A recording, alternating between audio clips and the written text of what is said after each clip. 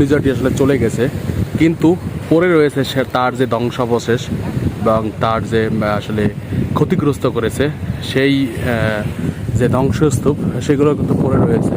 এবং এক প্রকার আসলে উপকূলবাসী ভালো নেই, তারা প্রচুর কষ্টে রয়েছে। দেখতে পাচ্ছেন একেবারে যে বেড়িবাঁধ অর্থাৎ যে বিষখালী নদীর যে পার রয়েছে এবং এই এলাকাটি কিন্তু পাঁচচুঙ্গা নামে পরিচিত, অর্থাৎ পাথরঘাটা উপজেলার যে সদর ইউনিয়নের যে পাঁচচুঙ্গা নামক যে স্থানটি। এবং সেখানে কিন্তু দেখতে পাচ্ছেন যে কী পরিমাণ যে তাণ্ডব চালিয়েছে ঘূর্ণিঝড় রেমাল, এবং রেমালের কারণে কিন্তু এখানে যারা এলাকাবাসী ছিল বেড়িবাঁধের বাইরে, তাদের কিন্তু একেবারে সব কিছু নিয়ে গেছে এবং সর্বশান্ত করে দিয়ে গেছে। তারা যে আসলে কি খাবে সেটি কিন্তু জানে না, দেখতে পাচ্ছেন। তারপরও শেষ মুহূর্তে যা আছে, যতটুকু আছে সেই নিয়ে